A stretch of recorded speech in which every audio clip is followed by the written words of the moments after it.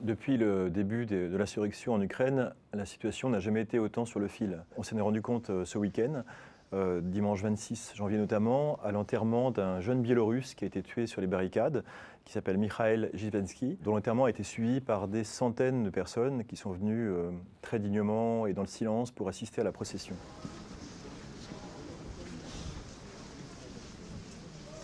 En interviewant les personnes qui assistaient à cet enterrement, je me suis rendu compte que l'ambiance et le discours a changé chez les Ukrainiens et chez les habitants de Kiev. Auparavant, les personnes soutenaient le mouvement.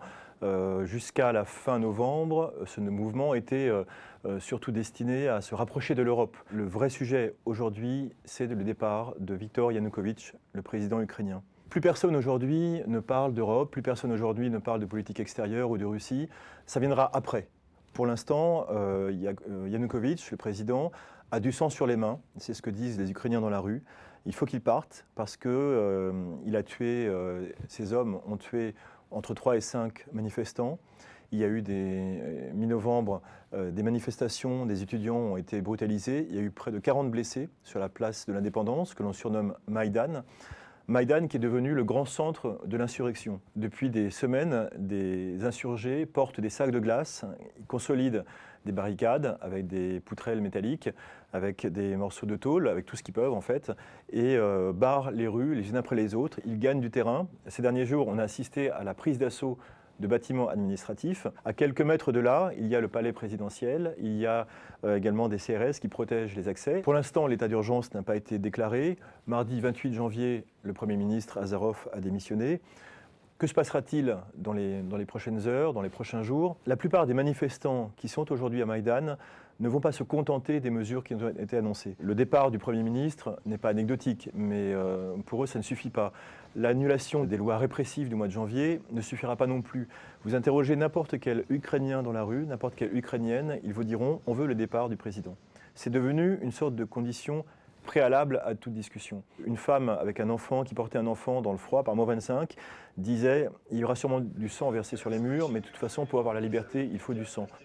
Quand on se promène dans le quartier général, on voit vraiment cette ambiance fébrile, des dizaines de personnes qui préparent à manger pour ceux qui sont sur le front, qui sont sur les barricades. Dans les QG, on voit les dirigeants. Il y a à la fois Vitali Klitschko, donc l'ancien boxeur, le plus charismatique des trois, enfin en tout cas celui qui semble prendre la tête du mouvement. Il y a aussi Arseny Yatsenyuk qui dirige le mouvement de Julia Tymoshenko, actuellement en prison. Et enfin Oleg Tyanibok qui lui incarne plutôt la partie la plus nationaliste du mouvement.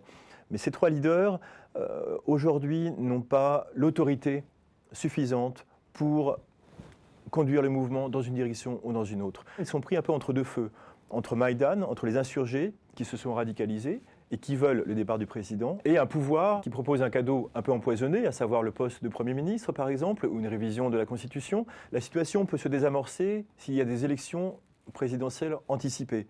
Dans ce cas-là, peut-être que ça suffira à apaiser le peuple et effectivement à ce que les insurgés de Maïdan quittent les lieux. Mais pour l'instant, ce qu'on en a vu, ce que j'en ai vu, ce sont des gens déterminés, des gens qui viennent de province, qui sont là depuis 2 mois et qui ne vont pas partir parce qu'il y a eu 2-3 mesures d'annulation proposées par le gouvernement. Ça va beaucoup plus loin que ça. Les leaders de l'opposition sont sur le point de perdre le contrôle de Maïdan. Maïdan vit par elle-même. J'ai vu un jeune homme qui s'appelle Arthur, qui est électricien, dans une centrale nucléaire près de Kiev, et qui, lui, fait partie d'un mouvement totalement indépendant, totalement autonome. Il est là comme tant d'autres. Il y a plein de mouvements qui sont les uns à côté des autres, qui cohabitent. Il y a une espèce de vie organique à Maïdan. Ce sont des mouvements qui sont autonomes. Il n'y a pas de vrai chef que tout le monde suit.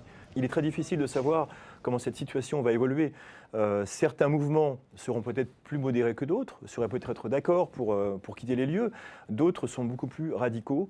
Il y a aussi un secteur que l'on appelle le secteur de droite. C'est un endroit où cohabitent tous les groupes les plus ultras, les nationalistes, des groupes encore plus radicaux, néo-nazis, avec pour certains des tags et des inscriptions vraiment très, très violentes.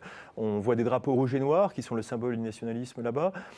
Tous ces mouvements sont absolument indépendants, hors de contrôle. Ce n'est pas parce que Vitali Klitschko va dire arrêtons mes amis, nous avons eu ce que nous voulons, nous pouvons rentrer chez nous, que les gens de Maïdan rentreront chez eux. Je ne pense pas. Il y a vraiment un risque que le conflit s'embrase. Je dirais autre chose. Y a-t-il des armes à Maïdan? Y a-t-il des caches dans lesquelles des armes ont été planquées et qui seront prêts à être sorties par des groupuscules les plus extrémistes? Ce n'est pas une information, mais j'ai vu à un moment marcher dans la rue des gens qui fendaient la foule au sein de Maïdan, donc parmi les insurgés, avec des caisses très lourdes. Ils portaient des caisses très lourdes et je ne sais pas ce qu'il y avait dedans, mais j'ai tout de suite dit, ça pourrait être des armes, ça pourrait être des grenades. Il y a des gens qui commencent à dire qu'il y a des armes qui circulent à Maïdan, et ça c'est un vrai sujet d'inquiétude.